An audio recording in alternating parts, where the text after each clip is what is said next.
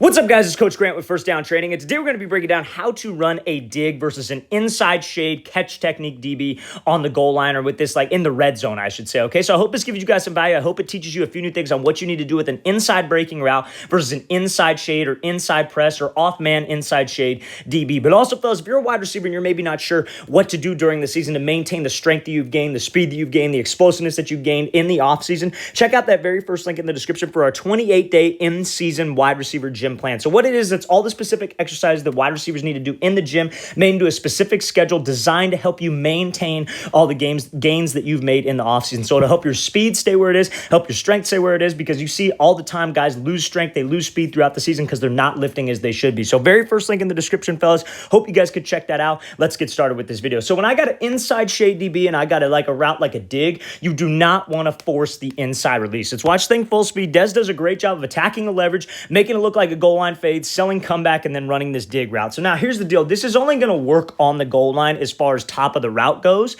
but the principles of this still apply, right? So when I got an inside shade DB, what's the whole reason he's inside shade? He's inside shade because he wants to protect right here. He doesn't have any help to the inside. The help he has is the sideline. So that's where I want to make him think that I'm going, right? So I want to, off the line of scrimmage, you see how Dez attacks his leverage. He attacks that midline. That's what you guys want to do in this case. You want to square him up because we want to make everything look like what? Everything looks like a fade. Everything looks like it's a race to that back corner of the end zone, especially when we're in the red zone, because we all know that a receiver like this, a receiver like Dez, is going to be a big threat up top. So that's what we want to do. Attack his leverage, square him up, get him sitting to the inside. Now, when I burst up to this corner, it's super important that I make it look like a fade. So Dez does a great job of selling with his eyes, right? Giving those eyes back to the quarterback. That's what makes this DB a little bit greedy, and he wants to make a play on this thing, right? Now, everybody says like, oh, well, this receiver shouldn't have looked back for that ball, but if we've been torching him on a fade over and over and over again, maybe when you're backside on the play, this is what sets that up, right? Maybe there's a situation where like you're single side receiver over here and everybody's sliding right. They're running like a sweep to the right and you're got this like little fade. Your job is to run the guy off. You should be doing moves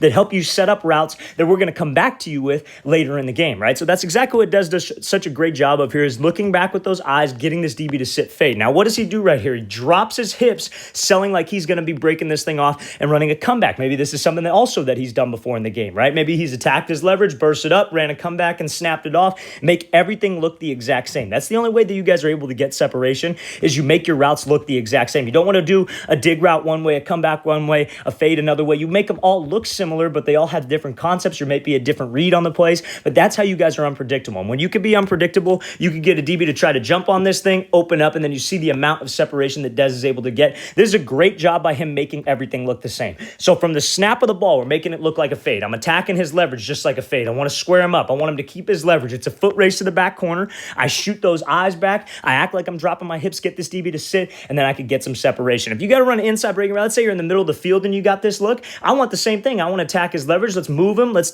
burst up to the outside, and I'm doing the best I can to restack. Make sure if he plays this thing well, I could throw him by, slip back underneath, but do not force the inside release, especially when you're in the red zone, because in the red zone, spacing is so important. We don't want this DB to be able to guard you and be able to guard another receiver whose route is to the inside. Make sure that you trust yourself at the top of the route and don't force the releases that we have to take. Let's watch the thing again, full speed one more time. Great job by Dez attacking leverage, making it look like a fade, making it look like a comeback, and then accelerating off. Great route here by Dez. All right, guys, we want to thank you for watching. I really appreciate it. If you guys have any questions at all, please don't hesitate to leave those in the comments below. I'll get back to you as soon as I possibly can. I always appreciate the feedback. Helps me come up with new ideas for this page. So I definitely appreciate it. And again, fellas, 28-day in-season wide receiver gym plan. All the things wide receivers need to do in the gym during the season with sets and repetitions to maintain their strength, explosiveness, power, and overall speed. Hope you guys could check that out. Very first link in the description below. I'll see you guys next time.